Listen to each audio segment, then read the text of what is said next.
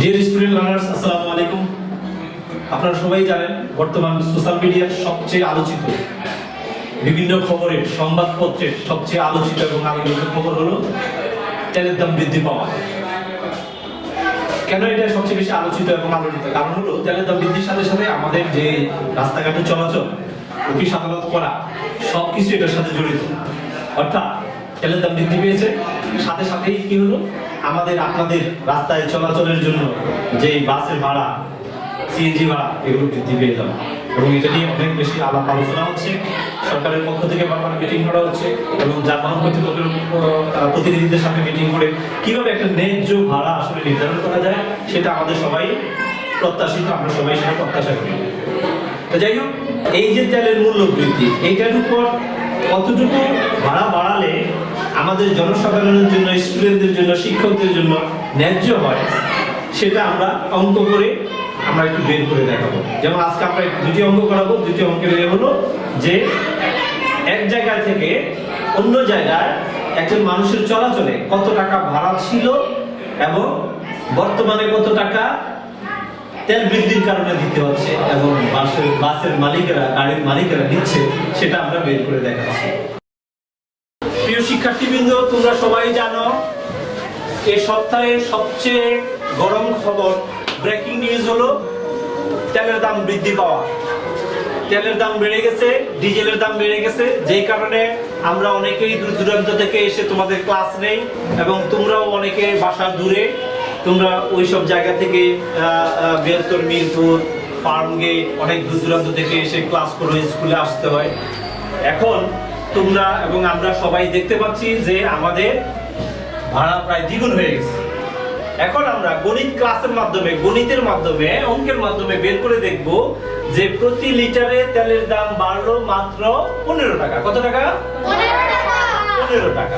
কিন্তু আমাদের ভাড়া আমরা 5 টাকাটা 10 টাকা দিচ্ছি, যেটা 500 টাকা সেটা 700 টাকা দেওয়া হচ্ছে। তাহলে ভাড়াটা কত বাড়লো? ঠিক আছে, এটা আমরা গণিতের মাধ্যমে সুন্দর করে হিসাব করে দেখব যে এটা আসলে ন্যায্য হয়েছে না অন্যায্য হয়েছে, এটা কি সঠিক না ব্যাঠিক। ওকে, তাহলে আমরা ক্লিয়ারলি বুঝি। আমরা একটা অঙ্ক করি যে এর আগে আমরা বোর্ডে লিখিয়েছিলাম। অঙ্কটা হলো এরকম যে একটি গাড়ি, যে গাড়িটিতে, বাস গাড়িটির মধ্যে সিট থাকে কয়টি? 40টি। সেই 40 সিটের একটি গাড়ি ঢাকা থেকে চট্টগ্রামে যাওয়ার সময় ভাড়া আগে ছিল 500 টাকা। প্রতিজনের সিট ভাড়া কত? 500 টাকা। তেলের দাম বৃদ্ধিতে এখন সে ভাড়া কত নিচ্ছে? 700 টাকা। তাহলে গাড়িওয়ালার লাভ বা লস কত হচ্ছে এবং সে আমাদের কাছ থেকে কত বেশি নিচ্ছে, সেটা আমরা এখন অঙ্ক করে বের করে দেখব। তাহলে আমরা দেখলাম সমাধান। প্রতিটা গাড়ির মধ্যে, একটি গাড়িতে সিট থাকে কয়টি? 40টি। আর আগে ঢাকা থেকে চট্টগ্রামে ভাড়া ছিল 500 টাকা, এখন ঢাকা থেকে চট্টগ্রামে ভাড়া নিচ্ছে কত? 700 টাকা। তাহলে প্রতি সিটে ভাড়া বৃদ্ধি পেল কত? 700 মাইনাস 500 টাকা সমান 200 টাকা। পরিষ্কার, আমাদের প্রত্যেক জনের মাথা পিছু ভাড়া বেড়ে গেল কত? 200 টাকা। অতএব 40টি সিটে মোট কত ভাড়া বৃদ্ধি পেল?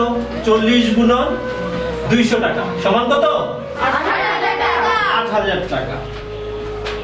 এখন আসো, 8000 টাকা একটি গাড়ির মধ্যে টোটাল ভাড়া বৃদ্ধি পেয়ে গেল। এখন তেলের দাম কতটুকু বাড়লো? আমরা খবরের প্রকাশ দেখলাম তেলের দাম প্রতি লিটারে বাড়লো 15 টাকা। কত? 15 টাকা। তাহলে চট্টগ্রাম যেতে তেল লাগে কত লিটার? মাত্র 80 লিটার। অর্থাৎ এই 80 লিটার তেলের দাম বাড়ায় গাড়ির খরচ হচ্ছে কত? অতিরিক্ত খরচ হচ্ছে 80 গুণন 15 টাকা। তাহলে কত? 1200 টাকা আমরা পাচ্ছি। অতিরিক্ত তেল লাগতেছে একজন গাড়িওয়ালার আসা যাওয়ার পথে মাত্র 1200 টাকা। তাহলে উনি যাত্রী থেকে কত নিচ্ছে? যাত্রী থেকে নিল তারা কত? 8000 টাকা। 8000 টাকা। যাত্রী থেকে কত নিচ্ছে? 8000 টাকা। অতএব গাড়িওয়ালার লাভ কত? 8000 বিয়োগ 1200 টাকা। 8000 মাইনাস 1200 টাকা সমান কত? 6800 আমরা দেখলাম এদিকে প্রতি লিটার তেলের দাম কত টাকা বাড়লো? 15 টাকা। কত টাকা? 15 টাকা। তাহলে চট্টগ্রাম যেতে তেল লাগে মোট কত লিটার? 80 লিটার। তাহলে 80 লিটার তেল লাগে এবং প্রতি লিটার তেলের দাম বাড়লো 15 টাকা। অর্থাৎ তেলের দাম বাড়ায় বেশি খরচ হলো কত?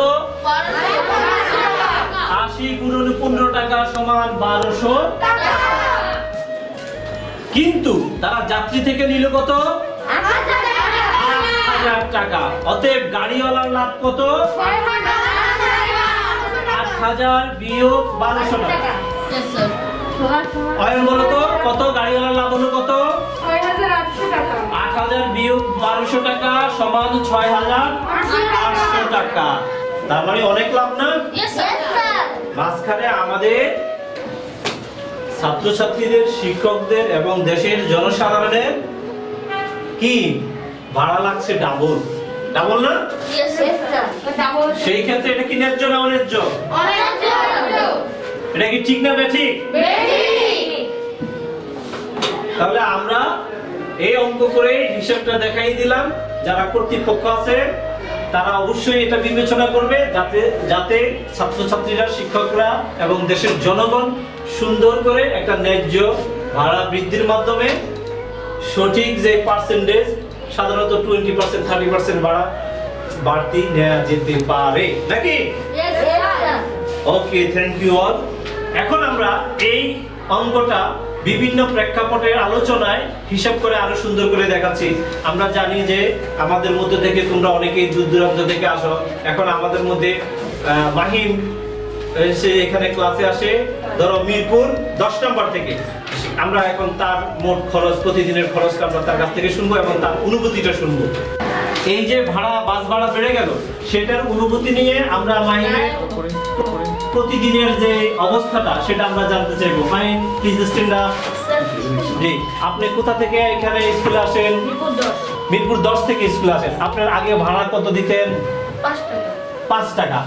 আসতে 5 টাকা, আবার যেতে 5 টাকা, মোট 10 টাকা লাগতো। এখন আপনার কত লাগতেছে? এখন স্যার আসতে 10 টাকা, যেতে 10 টাকা, মোট 20 টাকা লাগে। মোট 20 টাকা। তার মানে ডাবল হয়ে গেছে।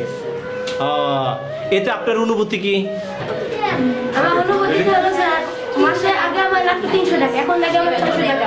তো এতে আমার পরিবারের প্রভাব পড়ছে। আগে আমার টিফিন ছিল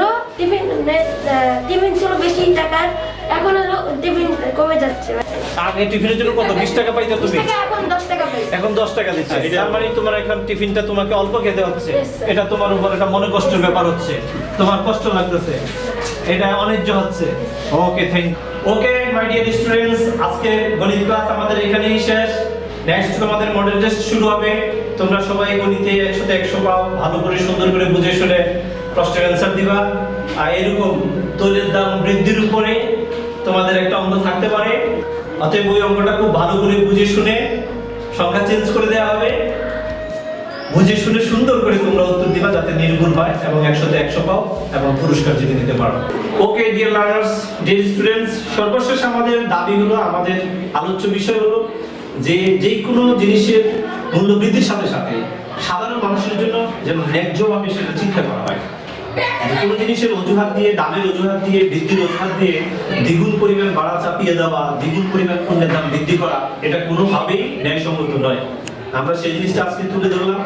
তোমরা অবগত হলে আমরা সবাই আশা করবো কর্তৃপক্ষ এই জিনিসগুলো সুবিবেচনা করে একটা সুন্দর ন্যায্য সমাধান করবেন যাতে আমাদের দেশ সমৃদ্ধ থাকে, শান্তিপূর্ণ।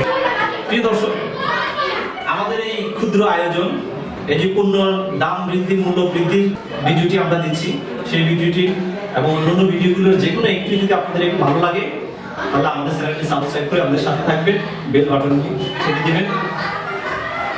কারণ আপনাদের সাবস্ক্রাইবের মাধ্যমেই অনেকের মুখে হাসি ফুটবে, অনেকেই সহযোগিতা হবে। সেজন্য সাপোর্ট ইউনিটি, সাপোর্ট আইডিয়া। আল্লাহ হাফেজ।